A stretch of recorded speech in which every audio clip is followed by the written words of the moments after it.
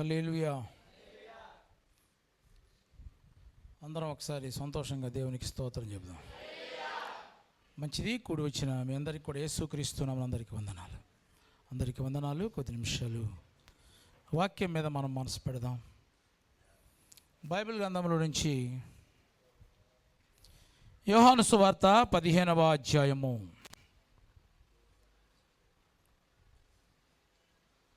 4వ వాక్యం నుంచి 7వ వాక్యం వరకు చదువుకుందాం.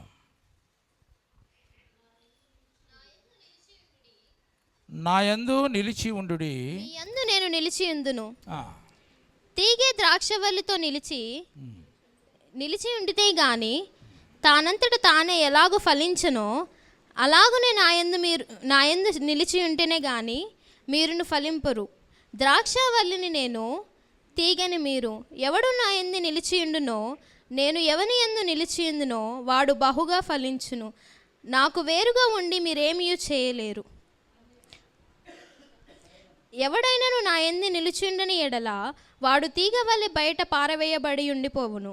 మనుషులు అట్టివాడు పోగు చేసి అగ్నిలో పారవేతునని అవి కాలిపోవును.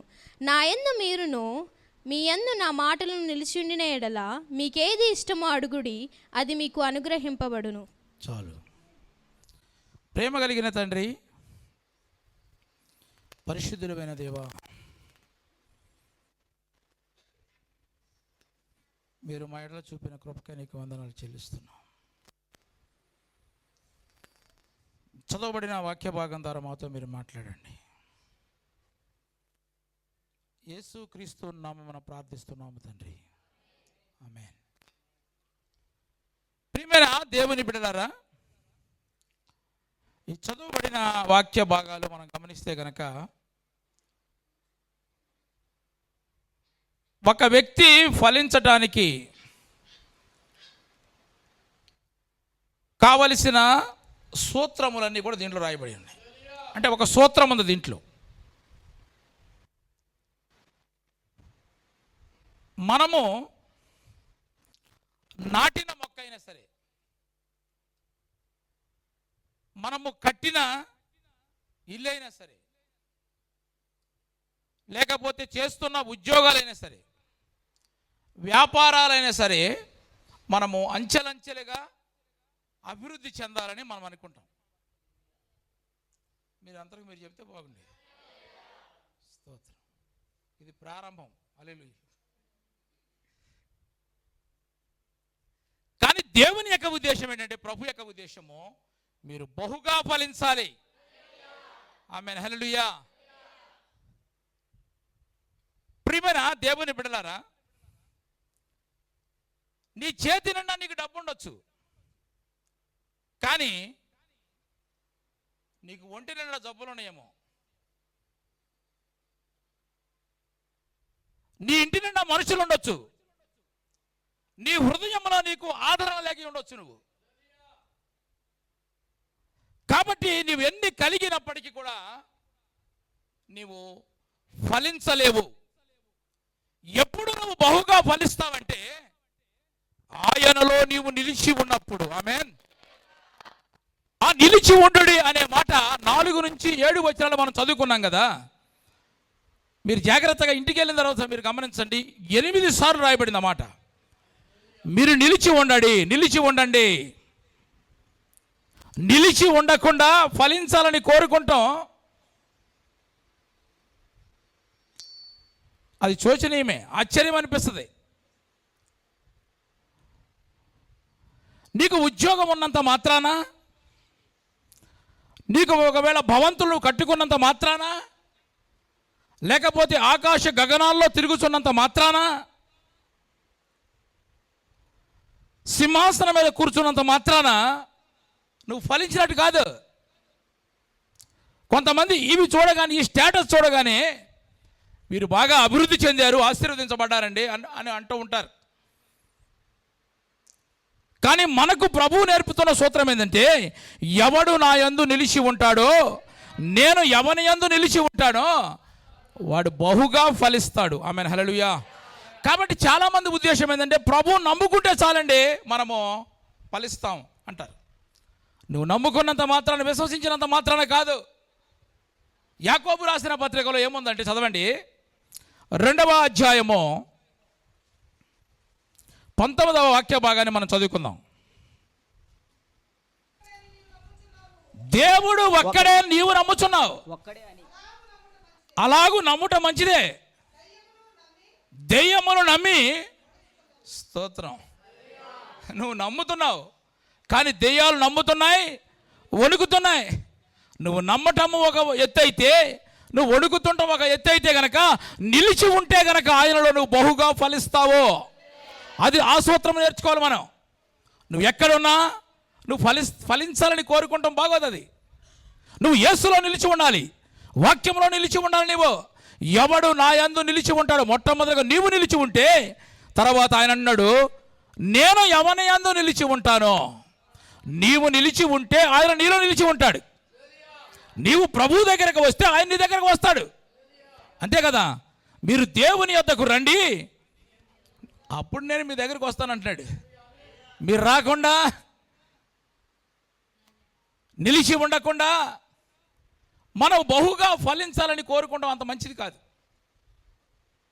నీ ఆశ మంచిదే, దెయ్యములు నవ్వుతున్నాయి, వణుకుతున్నాయి. మనం నమ్మితే చాలు ఫలిస్తాం అనుకుంటాం, కాదు.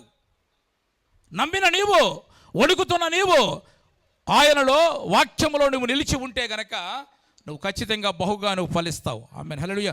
అంటే నువ్వు బహుగా ఫలించాలంటే గనక, నీ జీవితం ఫలభరితమైనదిగా ఉండాలి అంటే గనక, నా ప్రియమైన దేవుని బిడ్డలారా, నీవు చేయవలసిన పని ఏంటంటే, నీవు ఆయనలో నీవు నిలిచి ఉండాలి.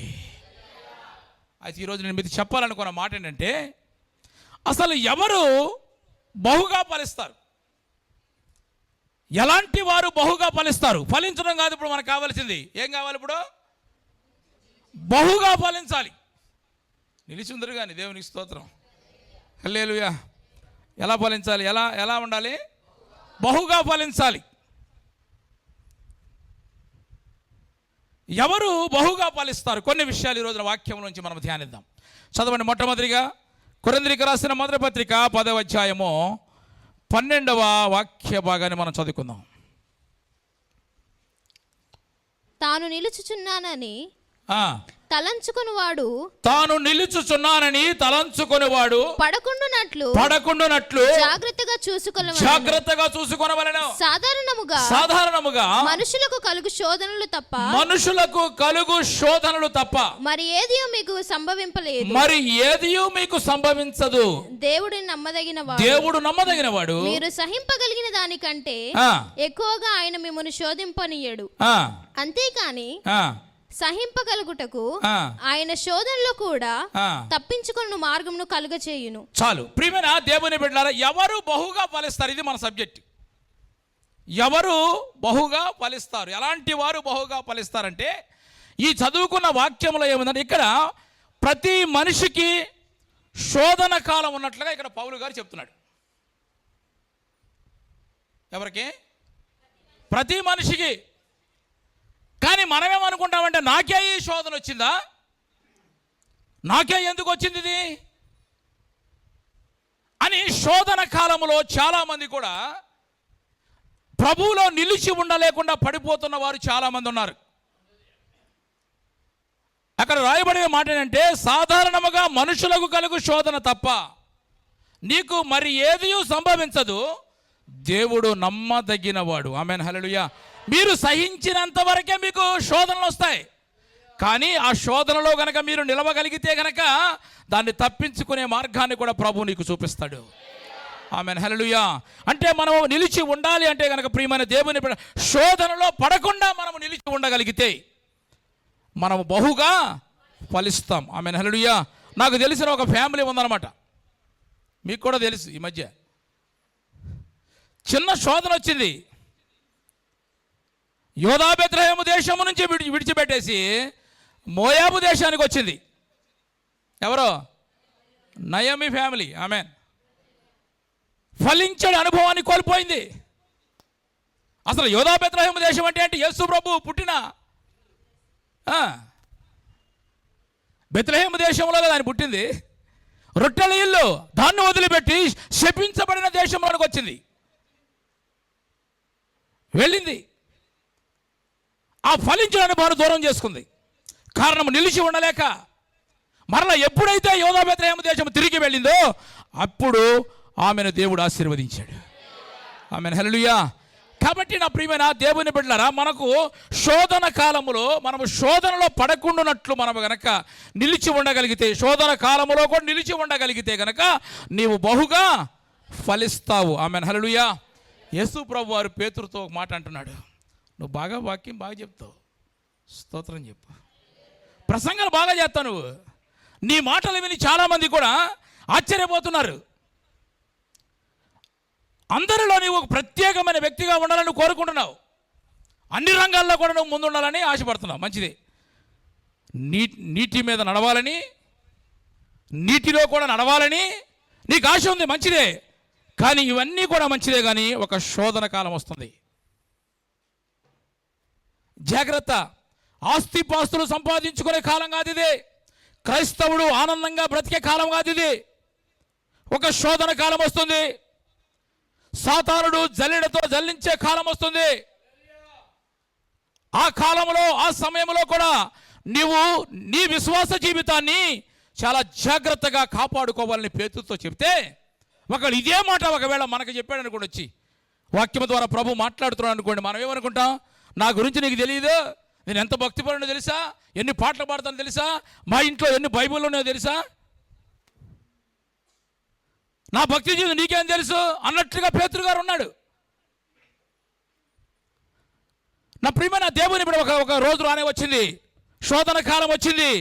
ఏం చేసేటప్పుడు ఏ నోటితో అయితే ప్రభువుని స్తుతించాడో, ఏ మనసుతో ప్రభువును ఆరాధించాడో అదే నోటితో నీవు ఎవరో నాకు తెలియదని చెప్పాడు.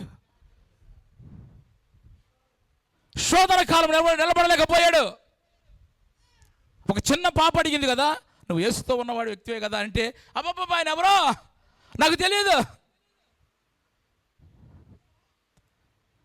ఇలాగే మన ఆత్మీయమైన జీవితంలో ప్రియమైన దేవుని ఇలా ఒకవేళ అహంకారం, ఒకవేళ గర్వము, ఒకవేళ నేను చాలా భక్తిపరుడిని, నేను బాగా పాటలు పాడతాను, లేకపోతే కంటిన్యూగా దేవుని దగ్గరకు వస్తున్నాను, నేను బాగా వాక్యం చెప్తున్నాను, ఇలాంటివన్నీ మన హృదయంలో చోటు చేసుకుంటే కనుక శోధన కాలంలో మనం నిలిచి ఉండలేము.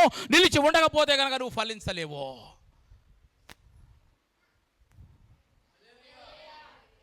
స్తోత్రం చెప్పండి. హల్లెలూయా. యేసేపు ఉన్నాడు కదా, యేసేపు గురించి బైబిల్ ఏమి రాయబడింది? ఫలించడి కొమ్మ. చదవండి ఆదికాండము 49వ అధ్యాయము 22వ వాక్య భాగాన్ని మనం చదువుకుందాం. యేసేపు ఫలించడి కొమ్మ, యేసేపు ఫలించడి కొమ్మ, ఊట యొద్ద ఫలించడి కొమ్మ, ఊట యొద్ద ఫలించడి కొమ్మ, దాని రెమ్మలు గోడ మీదకి ఎక్కి వ్యాపించును. ఆమేన్ హల్లెలూయా. యేసేపు ఫలించడి కొమ్మ అంటే యేసేపుకు శోధనలు రాలేదా? ఎన్ని శోధనలు వచ్చాయి. ఆ శోధనలు అయితే కనుక మనం అసలు నిలిచే ఉన్నాం. సహోదరులే ద్వేషించారు, గుంటలో పడవేశారు, మిథ్యామిల్లుకి అమ్మివేశారు, పోతీఫరుకు అమ్మివేశారు. పోతీఫరు భార్య శోధిస్తే అన్యాయముగా చెరసాలలో వేయబడ్డాడు. అయినప్పటికీ కూడా ఆ శోధన కాలంలో నిలిచి ఉన్నాడు కాబట్టి దేవుడంట అతనిని బహుగా ఫలించేటట్లుగా చేశాడు. ఆమేన్ హల్లెలూయా. కాబట్టి నా ప్రియమైన దేవుని, ఎవరైతే శోధన కాలంలో పడిపోకుండా నిలిచి ఉంటారో వారు బహుగా ఫలిస్తారు. ఆమేన్ హల్లెలూయా. కాబట్టి శోధనలు అందరికి వస్తాయి, బాధలు అందరికి వస్తాయి. ఎందుకు సిస్టర్, ఎందుకు బ్రదర్ రాలేదంటే ఏం చెప్తారు? శోధన ఉందండి రాలేదు, బలహీనంగా ఉంది రాలేదు. బలహీనంగా రాలేనంత బలహీనంగా ఉండదు, కానీ అది ఒక అవకాశంగా తీసుకునే వాళ్ళు చాలామంది ఉంటారు. నిజంగా నువ్వు రాలేకపోతే దేవుడు ఖచ్చితంగా నిన్ను స్వస్థపరుస్తాడు. ఆ శక్తితో నేను రావాలనుకుంటే కనుక. ఆమేన్ హల్లెలూయా. నిలిచి ఉండడం, శోధన కాలంలో పడిపోకుండా నువ్వు నిలిచి ఉండగలిగితే కనుక నువ్వు ఖచ్చితంగా నువ్వు ఫలిస్తావు. ఫలించడం మాత్రమే కాదు, బహుగా నువ్వు ఫలిస్తావు. కాబట్టి నా ప్రియమైన దేవుని, ఇప్పుడు ఎటువంటి శోధనలు వచ్చినప్పటికీ కూడా మనకు కూడా తెలుసు, లోక సంబంధంగా చెప్తారు ఏమని, మనుషులకు కాకపోతే మరి అన్నీ తెలిసినప్పుడు మరి ఆ పెద్ద చిన్న శోధనకే అది కూడా ఏం చెప్తున్నాడు, దేవుడు నమ్మదగిన వాడని చెప్పి బలపరుస్తున్నాడు మధ్యలో. ఆ నమ్మదగిన వాడు నీకు ఎంతవరకు నువ్వు కనుక సహించగలుగుతావో అన్ని శోధనలే నీకు వస్తాయి, ఎక్కువేం రావు. కాకపోతే నువ్వేమంటావు, నేను కాబట్టి అంతేగాని దేవుని కృపను బట్టి తట్టుకుంటాను అంటలేదు నువ్వు. చిన్న జ్వరం వస్తే ఏం చేస్తావు? అసలు ఆ మొత్తం స్వరమే పడిపోద్ది. అల్లెల్లు హలో. అంతకుముందు అది హుషారుగా ఉంటాం కదా. కాబట్టి నా ప్రియమైన దేవుని, ఎటువంటి శోధన కాలం మనకు వచ్చినప్పటికీ కూడా ఆ శోధనలో నువ్వు నిలిచి ఉండగలిగితే నువ్వు బహుగా ఫలిస్తావు. ఆమేన్, హల్లెలూయా. రెండవదిగా చదవని మరొక మాట చదువుకుందాం. కీర్తనల గ్రంథము 24వ కీర్తన 3-4 వాక్య భాగాలు చదువుకుందాం. యెహో పర్వతమునకు ఎక్కదగిన వాడెవడు? యెహోవా పర్వతమునకు ఎక్కదగిన వాడెవడు? ఆయన పరిశుద్ధ స్థలములలో నిలవదగిన వాడెవడు? వ్యర్థమైన వాటి యందు మనసు పెట్టకొద్దు అని చెప్తున్నాడు. కపటముగా ప్రమాణము చేయొద్దు అని చెప్తున్నాడు. చాలు. ఈ చదువుకున్న వాక్య భాగంలో 3 అనుభవాలు కనబడతాయి మనకి. నేను ఒక్కొక్కటి చెప్తా ఇప్పుడు మీకు. ఇక్కడ మొట్టమొదటిగా యెహోవా పర్వతమునకు ఎక్కదగిన వాడెవడు? ఆయన పరిశుద్ధ స్థలములో నిలవదగిన వాడెవడు? అంటే గనక ఈ పర్వతము దగ్గరకు చాలామంది వస్తారు, కానీ ఆ పర్వతము ఎక్కరు. ఎందుకని? అది ఎక్కలేరు. కొంతమంది ఎక్కడానికి సాహసము చేయరు. ఎందుకని? అది ఈ లోక సంబంధమైన పర్వతము కాదు, అది ఆత్మ సంబంధమైన పర్వతం. అది ఆ పర్వతము దగ్గరికి రావాలంటే ఏదో రకంగా ఎట్టగొట్ట లాక్కొస్తాం మనం కదా. ఏదో రకం మాటలు చెప్పి తీసుకొస్తాం. ప్రభు దగ్గరికి రా, ప్రభు నమ్ముకుంటే నువ్వు ఆశీర్వదించబడతావు, నిత్య జీవానికి వెళ్తావు, నీ పాపాలు ఒప్పుకో అని చెప్తాం మనం. కానీ దాంట్లో ఎక్కడానికి చాలామందికి ధైర్యం సరిపోదు. బాప్తిసం తీసుకో, ఇంకేది ఎన్నాళ్ళు ఉంటావు నువ్వు అలా అన్నామనుకోండి, తీసుకుందామని అనే ఉంది, కానీ నేను నిలుస్తాను అది. అసలు నువ్వు నిలిస్తేనే ఫలిస్తావని ఆయన చెప్తున్నాడు. నీకు ప్రారంభంలోనే నీకు డౌట్. దేవునికి స్తోత్రం. ఒకవేళ ప్రభువు నమ్ముకుంటే వడ్డీ వ్యాపారాలు చేయకూడదంట కదా. అంటే ఇక ఎప్పుడు జీవితాంతం చేద్దామనే ఉద్దేశమా? ప్రభువు నమ్ముకుంటే అబద్ధాలు ఆడకూడదంట కదా. అంటే వస్తారు, ఆ పరిశుద్ధ పర్వతం మీద వారు నిలిచి ఉండలేరు. ఎవరైతే నిలిచి ఉంటారో వారు బహుగా ఫలిస్తారు అని చెప్తున్నాడు. ఆమేన్, హల్లెలూయా. అయితే ఇక్కడ ప్రభువుని నమ్ముకున్న వారందరూ కూడా ఎలాంటి వారు చెప్పినప్పుడు? ఆ పర్వతమును ఎక్కిన వారు. చప్పట కూడా దేవుని స్తోత్రం చెప్పండి. ఈ లోకంలో బలమైన వారు, ధనవంతులు ఉన్నారు, ఎంతోమంది ఉన్నారండి.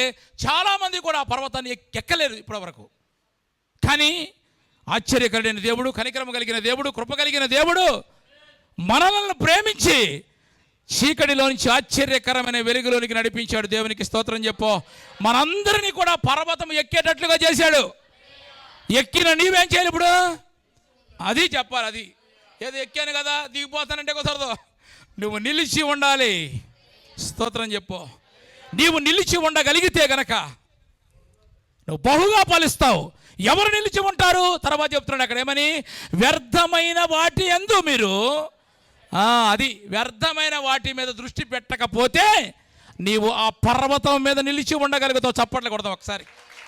వ్యర్థమైన వాటి మీద, ఇక్కడ దేవుని దగ్గరకు వచ్చిన తర్వాత ఆత్మ సంబంధమైన వాటి మీదే మన యొక్క మనసు ఉండాలి. వ్యర్థమైన వాటి మీద, ఇల్లుకు సంబంధమైన వాటి మీద ఉంటే గనక మనము నిలిచి ఉండలేము. నిలిచి ఉండకపోతే మనం ఫలించలేము. స్కూల్కి వెళ్ళే వాళ్ళందరూ కూడా పాస్ అవుతారంటారా? చర్చికి వెళ్ళే వాళ్ళందరూ భక్తిగా ఉంటారంటావా? ఈ మాట నేను చెప్పను, అడుగుతున్నాను అంతే. నేను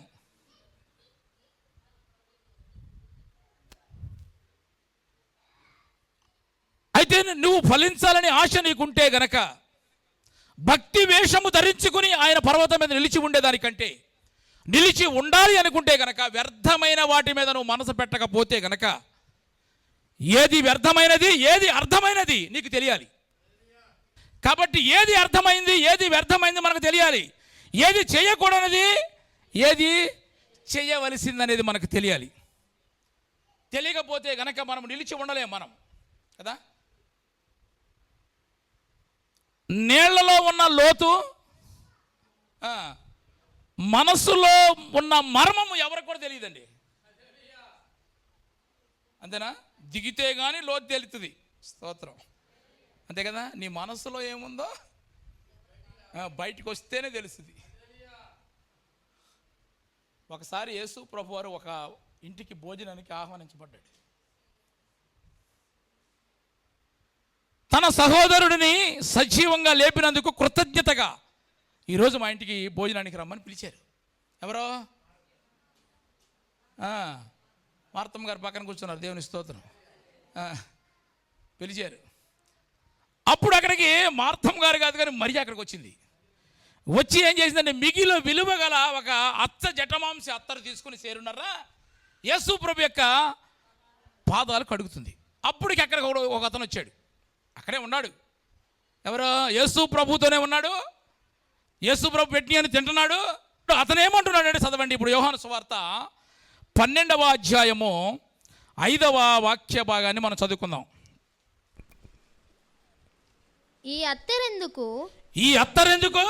300 తెనారములకు 300 దేనారములకు అమ్మి బీదలకు ఇయ్యలేదని. చాలు, కరెక్ట్గా మాట్లాడంటావా? ఎవరైనా అప్పుడు యేసు ప్రభు వారు అందుకున్నాడు. ఈ నిజంగా ఒరిజినల్గా మాట్లాడతాడు. ఈ మాట బేదల మీద ప్రేమ ఉండే మాట్లాడుతున్నాడా ఏంటి? దీన్ని నమ్మేసి బేదలకు ఇస్తే వాళ్ళు బ్రతుకుతారు కదా, కొన్ని రోజులు భోజనం చేస్తారు కానీ ఒరిజినల్గానే మాట్లాడుతున్నాడా? అతని మనసు ఎవరో తెలుసు, వీడు దొంగ అన్నాడు. దేవుని స్తోత్రం. వీడు దొంగ ఈ విధంగా మాట్లాడుతున్నాడు. ఇప్పుడు చదవండి, కిందకి వెళ్దాం. వాడిలాగు చెప్పినది బీదల మీద శ్రద్ధ కలిగి కాదు. అతను బీదల మీద శ్రద్ధ పడేం కాదు. వాడు దొంగ అయ్యుండి తన దగ్గర డబ్బు సంచియుండినందున ఆల్రెడీ తన దగ్గర డబ్బులు సంచి ఉంది, అందులో డబ్బులే దొంగతనం చేస్తున్నాడు వీడు. మళ్ళీ పైకి మాత్రం ఇది అమ్మేసి బేదలకు ఇచ్చే, బేదలను ప్రేమించోడైతే కనుక డబ్బులేం దొంగతనం చేస్తాడు అంటే వ్యర్థమైన మనస్సు కలిగిన వాడు, వ్యర్థమైన వాటి మీద దృష్టి పెట్టాడు, యథార్థమైన హృదయం కలిగిన వాడు కాదు. అందుకనే ప్రియమైన దేవుని బిడ్డరా, అద్దులు పెట్టుకుని ముద్దు పెట్టి తన ప్రాణప్రియుణ్ణి సిలువకు అప్పగించాడు, పట్టించాడు. అతను యథార్థమైన హృదయం కలిగిన వాడేనా? నిలిచి ఉండలేకపోయాడు. కాబట్టి నువ్వు ఆ పర్వతం మీదకి ఎక్కావు, దేవుని కృపను బట్టి ఎక్కించాడు ప్రభు. అక్కడ నీవు నిలిచి ఉండి బహుగా ఫలించాలి అంటే గనక వ్యర్థమైన వాటి మీద మన మనసు ఉండకూడదు. వ్యర్థమైన వాటి మీద మనసు ఉంటే గనక అక్కడ నిలిచి ఉండే ఆలోచన ఉండదు మనకి. ఎప్పుడు దిగుదామా, ఎప్పుడు లోకంలోకి వెళ్ళిపోదామా. ఇక్కడ నిజంగా దేవుని మాటలు మనం వింటున్నాం కదా, ఈ దేవుని మాటల మీద నీ మనసు ఉంటే గనక ఎప్పుడైపోద్ది, ఎప్పుడు వెళ్ళాలి అనిపిస్తుందా? చెప్పండి, అనిపించదు. ఏశావు ఉన్నాడు, యాకోబు కూడా ఉన్నాడు. యాకోబు ఎంతవరకు కూడా ఇతని ఆశ ఏంటంటే దేవుడు అనుగ్రహించే జ్యేష్ఠత్వ హక్కు పొందుకోవాలి. నేను ఎప్పుడు కూడా రెండో వ్యక్తిగా ఉండకూడదు సంఘంలో. ఎలా ఉండాలి? మొదటి వ్యక్తిగా ఉండాలి. దేవునికి స్తోత్రం చెప్పు. ఇది ఒక మంచి మనసుతో అతడు కలిగి ఉన్నాడు, మనసు కలిగి ఉన్నాడు. అయితే ఏశావు ఏంటి ఉద్దేశం ఏంటి? పూట గడిస్తే చాలు, అంతే కదా. ఒక్క పూట కూటి కొరకు ఒక ఉన్నతమైన ఆలోచన కలిగిన వ్యక్తి అయితే గనక భోజనం కొరకు జ్యేష్ఠత ఒక నమ్ముకుంటాడా? చెప్పండి.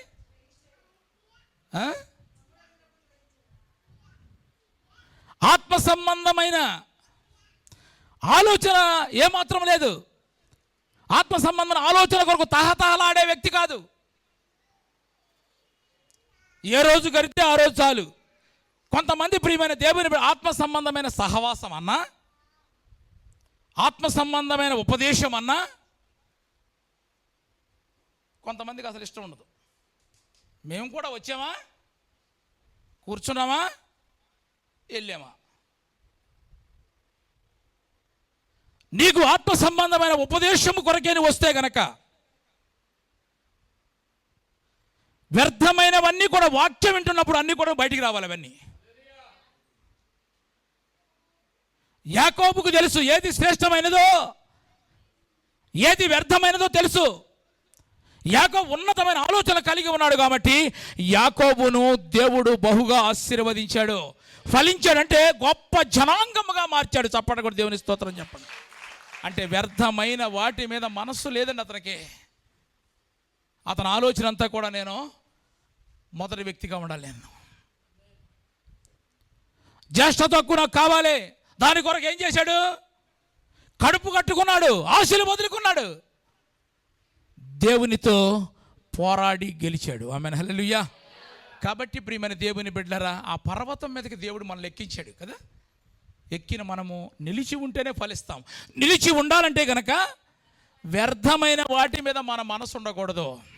ఆత్మ సంబంధమైన వాటి మీద నీ మనసు పెట్టగలిగితే గనక అక్కడ నిలిచి ఉండగలుగుతావు. నిలిచి ఉండ నిన్ను ఆయన బహుగా ఫలిస్తాడు. ఆమేన్, ఫలింపజేస్తాడు. కాబట్టి నా ప్రియమైన దేవుని బిడ్డ, ఎవడు ఆయన యందు నిలిచి ఉంటాడు? నేను ఎవని యందు నిలిచి ఉంటానో వాడు బహుగా ఫలిస్తాడు. బహుగా ఫలించాలంటే కనుక శోధన వచ్చినప్పుడు కూడా ఎవరైతే నిలిచి ఉంటారో వారి దేవుడు బహుగా ఫలింపజేస్తాడు. యేసేపును అలాగే ఫలింపజేశాడు. రెండవదిగా వ్యర్థమైన వాటి మీద మనసు పెట్టకుండా ఉంటే కనుక దేవుడు బహుగా ఫలింపజేస్తాడు. చివరిగా మరొక మాట ఏంటంటే, అదే 24వ కీర్తనలో మరొక మాట ఏముందంటే అక్కడ, కపటముగా ప్రమాణము చేయకయు. చాలు, ఇక్కడ మరొక మాట కనపడుతుంది. ఇక్కడ కపటముగా ప్రమాణము చేయకుండా ఉంటే కనుక, అంటే నా వైపు చూడాలి. మీ అందరూ కూడా, మీరు దేవునితో ఒక నిత్య నిబంధన చేసుకున్నారా? ప్రమాణం చేశారా? చెప్పండి. పెళ్లిలో చేశారా? చేశారు. పెళ్లిలో చేసినట్టుగానే చేశారు. దేవుని స్తోత్రం. అంటే ఎవరైతే కనుక నిబంధన మర్చిపోకుండా ఉంటారో వారిని దేవుడు బహుగా కొట్టు చప్పట్లు. ఇప్పుడు నిబంధన మర్చిపోకూడదునవో. ఈరోజు ఆదివారం కదండి. అప్పుడేం చెప్తావు? తొట్టులో దిగినప్పుడు, నీళ్ళలో దిగినప్పుడు, చెరువులో దిగినప్పుడు, ఎక్కడ ఏం చెప్తావు? అసలు మొత్తానికి శనివారం రాత్రి వచ్చి అక్కడ పడుకుంటానంటావు. దేవుని స్తోత్రం. అదేలే ఆదివారం కొరకు నిబంధన మర్చిపోకూడదు. నువ్వు నీకు ఒకవేళ బలహీనంగా ఉంది, ఆరోగ్యం బాగోలేదు, ఏదైనా ఊర్లు వెళ్ళి ఏమైనా ఉంటాయి అనుకోండి, అప్పుడు ఓకే. కానీ ఇంటి దగ్గర ఉండి కూడా చాలామంది మానేసేవాళ్ళు ఉంటారు కదా. అంటే ఏంటి? దీన్ని బట్టి ఏంటి? నీవు ఆ రోజున కపటముగానే నువ్వు ప్రమాణం చేసావు అని అర్థం. ఇక మర్చిపోతున్నారని మనం అడ్జస్ట్ చేసుకుంటామే. అదేమంటే మనిషికి మర్చిపోయే లక్షణం ఉంది కాబట్టి మర్చిపోతాడు. మర్చిపోయే లక్షణం కూడా ఉండాలి, లేకపోతే అన్నీ గుర్తుపెట్టుకుంటే పెద్దలగానే మనకి ఎవడన్నా తిడతాడు మనల్ని, అదే గుర్తుందనుకోండి, చెప్పండి, ఇక ఆడిని ఎప్పుడు కొట్టాలా? మర్చిపోయామనుకోండి, అంతే, క్షమించే మనసు. నా ప్రియమైన యేసు ప్రభువు ఎప్పుడైనా సరే ఆయన మనతో చేసే నిబంధన ఎప్పుడు మర్చిపోయాడా? చెప్పాలి గట్టిగా. తన శరీరం అంతా కూడా నాగళ్ళ సాళ్ళ వల్ల దున్నబడుతుంది, రక్తం అంతా ఏర్లై పారుతుందంట కదా. కపాలం అనే స్థలంలో ఆకాశం వరకు భూమికి మధ్య 6 గంటలు వేలాడాడు 3 మేకుల మధ్యలో. కానీ ఆయన మనతో చేసే నిబంధనను మర్చిపోలేదు. మనకు చిన్న శోధన వస్తే, చిన్న బాధ వస్తే మనము ఒకవేళ నిబంధనను ఒకవేళ మర్చిపోతున్నామో ఒకసారి మనం ఒకసారి పరిశీలన చేసుకుందాం. నీవు బహుగా క్షమిస్తాడు దేవుడు. ఎవరు క్షమించినా క్షమించకపోయినా ఆయన క్షమించేవాడు కాబట్టి మన ఆటలో సాగిపోతుంది. దేవుని స్తోత్రం. అయితే కపటముగా నువ్వు ప్రమాణం చేయొద్దు.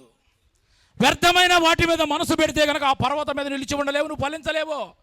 కపటముగా నువ్వు ప్రమాణం చేయదు. ఇప్పుడు వరకు ఒకవేళ ఎప్పుడైనా ప్రమాణం చేసుంటే కనుక ఇప్పుడు దాన్ని మనం సరిచేసుకుని ప్రార్థనలో మనము యథార్థమైన హృదయంతో ప్రమాణం చేద్దాం.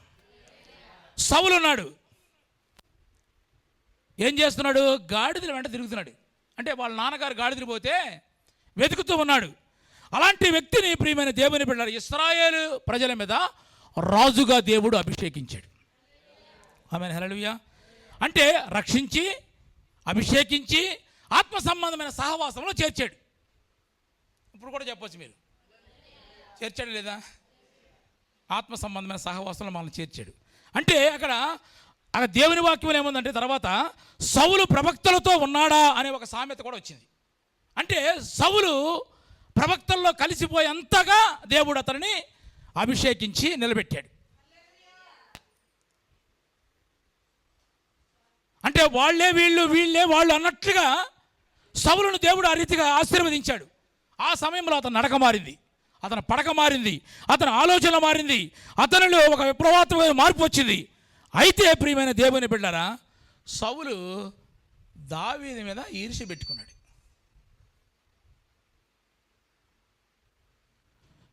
ఇశ్రాయేళ్ల ప్రజల రక్షణ కొరకు వీడిని బట్టి, ఈ గొలియాతుని బట్టి ఎవడు మనస్సు కృంగ నిమిత్తము లేదు అని దావీదు వచ్చి గొలియాతును చంపి ఇశ్రాయేలుకు రక్షణ కలిగజేస్తే, ఆ రక్షించడానికి కారకుడైన దావీదు మీద విషపు చూపు కలిగి ఉన్నాడు. ఎవరో?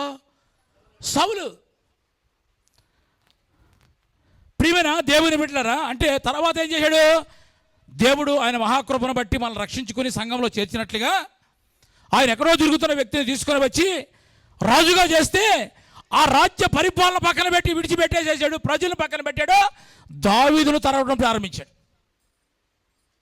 అంటే ఏంటి? ఇప్పుడు కపటముగానే ప్రమాణం చేసిన వ్యక్తిగానే కనబడుతున్నాడు మనకి. ఒక సందర్భంలో, చాలా సందర్భాల్లో కూడా దావీదుకు సౌలు దొరికాడు, చంపొచ్చు. కానీ దావీదు మాత్రం ఆ పని చేయలే. సౌలు అంటాడు ఒకసారి, ఒక సందర్భంలో, దావీదా నాయనా ఈ పలుకు నీదేనా అంటాడు. అంటే ఏంటి? అంటే నా పక్కనే ఉండవు, అంటే నేను ఈ పాటికి లేచిపోవాల్సిన ఉండే, కానీ నువ్వు దేవునితో ఒక నిత్య నిబంధన చేసుకున్నావు కదా. ఇదిగో ఆయన అభిషేకించబడిన దైవజనుడు, నేను ఒక నిత్య నిబంధన చేసుకున్నా, వాడు ఎలాంటి వాడైనప్పటికీ కూడా నేను మాత్రం చంపను. ఆమేన్, హల్లెలూయా. ఈయన ప్రమాణం అలాగుంది. చప్పట్లు కూడా దేవుని స్తోత్రం చెప్పు. ఆయన ప్రమాణం అలాగుంది. ఆయన రాజే, ఈయన రాజే.